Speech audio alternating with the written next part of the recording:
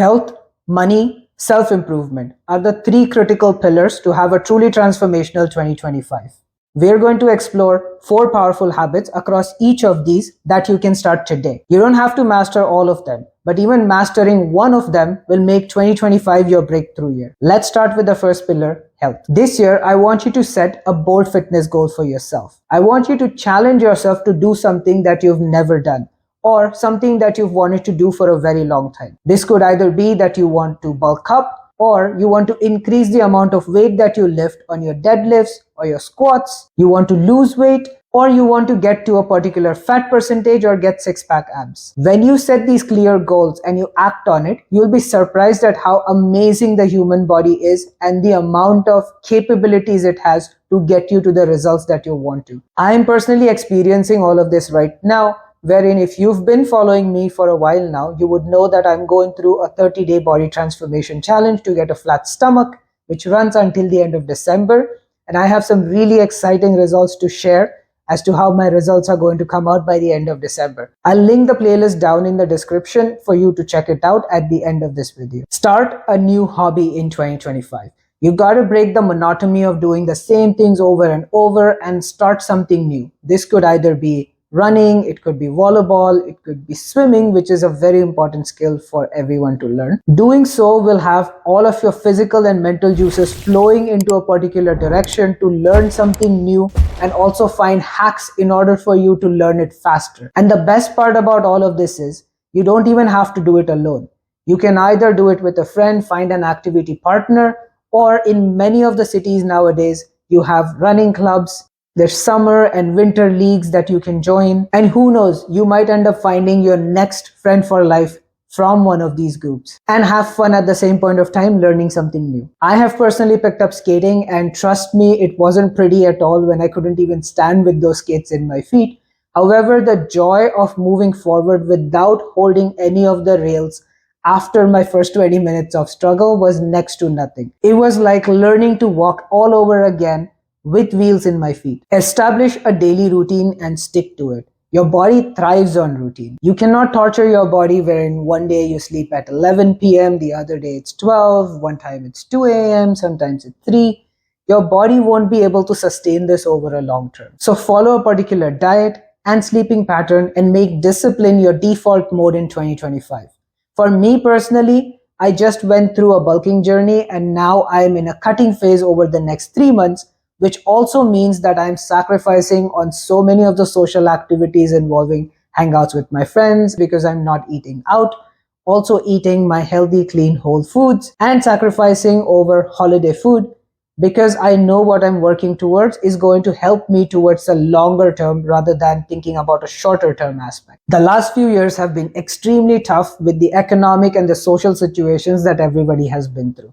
And hence it is extremely important to prioritize your mental health in this upcoming year. There certainly isn't a one-size-fits-all approach for this. So you can try several things such as meditation, or you could start journaling daily. Or if you like the more quirkier options, then you could go for something like a goat yoga or a puppy yoga, which is really exciting. And if you feel awkward going there for your first time, you could grab a friend or a partner to go with you. But the experience certainly will be quite worthwhile. This could also involve eliminating some of the things that don't quite give you the joy and doing the things more that give you a lot of joy. Now let's move on to our second pillar, money. First rule of investment, the 50-30-20 rule. The 50% in this case is needs, which is everything that is required for your survival. This includes your rent, food costs, transportation, phone bill, Wi-Fi, insurance. The next 30% is your wants or desires. This could be you want to buy a new phone, you want to buy a car, you want to buy clothes, you want to buy a new laptop. As far as you can afford it within that 30%, go all out and have fun. The next 20% is investments.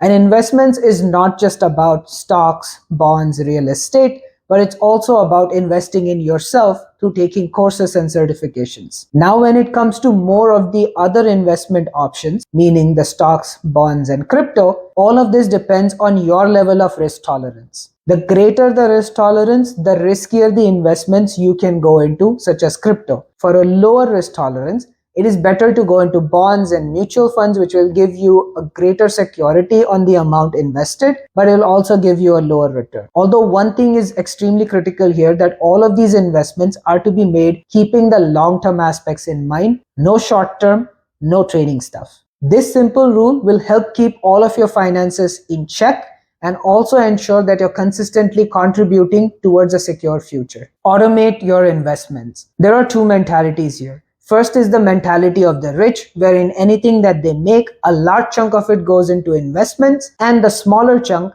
remains for any of their daily expenses or their desires. While there is the poor mentality, wherein you're paying all of the expenses first, and then if there's anything left, that goes into investments. By automating your investments, what you're technically doing is you're having a particular set chunk of your money go directly into your investments and help build towards your future, while at the same time managing based on the tiny amount of money that you have left for all of your desires and your living expenses. Sure, in certain months, if all of the expenses come together, it might be a little bit difficult for you to manage, wherein you'll probably have to cut down a bit on your desires and more focus on the expenses in question. But that would only be a question for a month or two or a couple of months. You can easily get back to your lifestyle once that period is passed. What you're doing by automating these investments is that you're technically paying yourself first. You're not paying your landlord, you're not paying any of the bills, but you're paying yourself first. Then all of the other remaining amount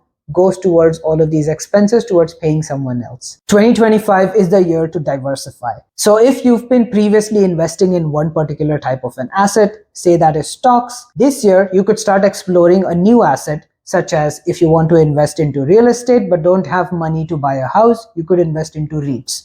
Or if you've never invested in gold, that's another investment that you could try. Crypto is another investment which you can explore if you've never tapped into it. Doing so will not only create a new type of a risk return portfolio for you, but at the same point of time also give you abundant opportunities to learn something new. And the best part about this thing is you also don't have to go all in, but you can start small and then build it up from there. I myself have been a stocks guy for a very long time, wherein I started with stocks, I lost money, but I also gained a lot of money on a couple of other investments, and eventually ended up mastering this area, wherein I'm extremely comfortable with stocks today. So I have personally started exploring the world of crypto since November, by starting a small investment. And as I go through this journey, I'm learning quite a bit and I'm really fascinated by this world until I get to master this and then move on to my next diversification opportunity. If you do this, your wealth will grow exponentially in the future. You have to understand your financial health. You got to know what your current net worth is,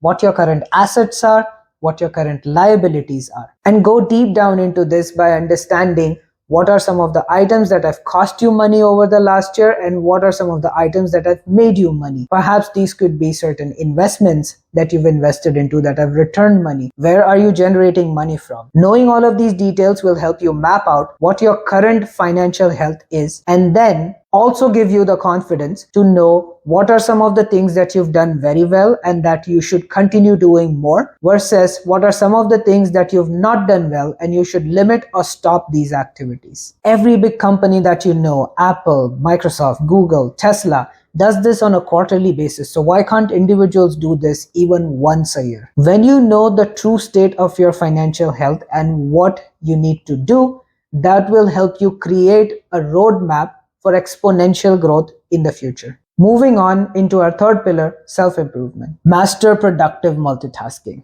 That's kind of a mouthful, but what it really means is multitasking to save time. If you have a 9 to 5 and post that you have a 5 to 9, wherein either you're working or you have so many activities that you're always short on time, you can combine 2 to 3 activities together to help you save time. This could be listening to a podcast while cooking, or listening to audiobooks during your commute. For me personally, this is about listening to podcasts and audiobooks while I'm working out. So I don't have to go ahead and dedicate time personally to listening to these materials, but I'm doing that at the same point of time when I'm learning, plus I'm working towards my physical fitness. So I'm killing two birds with one stone. Learn a new skill in 2025. Pick a skill that you've always wanted to learn, or perhaps something that you know is your weakness. And this doesn't even directly have to coincide with your current job, but it could be something like if you feel that you are shy speaking in public, or that you are poor in presentations, public speaking is something that you could pick up. Or if you want to be a lot more relevant in the world and want to prepare and equip yourself for the future, you could pick up coding or data analysis. Or cooking is another skill that a lot of people struggle with and is extremely important for your survival, is something that you could learn. Growth always happens when you step out of your comfort zone. And in this ever-changing landscape wherein AI is here and it is here to modify jobs, it is here to take away jobs, and with the type of skill set that you choose, not only will this make you learn a new skill set, but will also make you a lot more relevant and knowledgeable to adjust and be better prepared when these changes start happening in our world. Conducting a self-audit is extremely important. Do it on your computer, do it in a notebook, whatever is your preferred method. But reflect on your wins and losses from 2024. What happened? Why did it happen? What was your role in this? What could you have done better? Was there anything that you could have done? Was it an external factor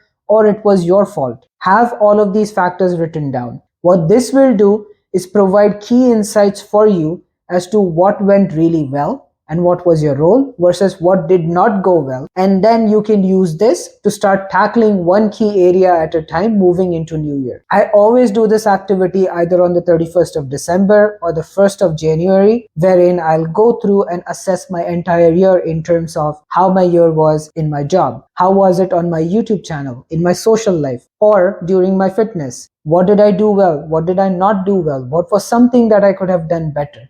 And all of this provides me with a lot of data to start tackling the new year so that I don't repeat the same mistakes over. But at the same point of time, if there is an opportunity to even do better than what I had done, I start working on this immediately at the start of the year. Everyone always sets annual goals. And what happens with these annual goals is they are technically these big ticket items. And they are so daunting and so massive that even a tiny bit of slip up can rough up your confidence and thus have you give up even before attempting to get to a little bit of success on these items. So this year, instead of going after the big goal that you have, you're going to break it down into 4 different milestones. The reason behind doing this is when you have a very big goal and it is broken down into 4 tiny pieces, the amount that you want to achieve or the goal that you want to achieve becomes a lot narrower and a lot more achievable. So let's just say you want to save $10,000 across a year. You split it down across 4 quarters. So technically your milestone 1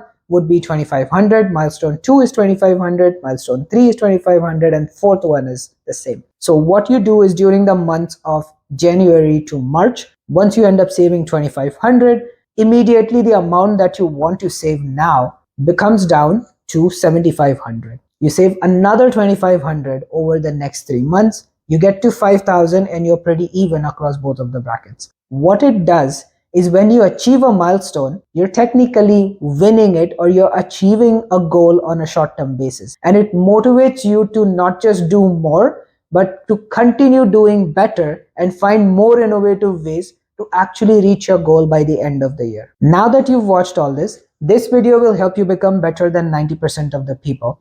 If it's not there yet, it just means that it hasn't been uploaded and it will be up there soon. Like and subscribe if you haven't, and I'll see you in my next video.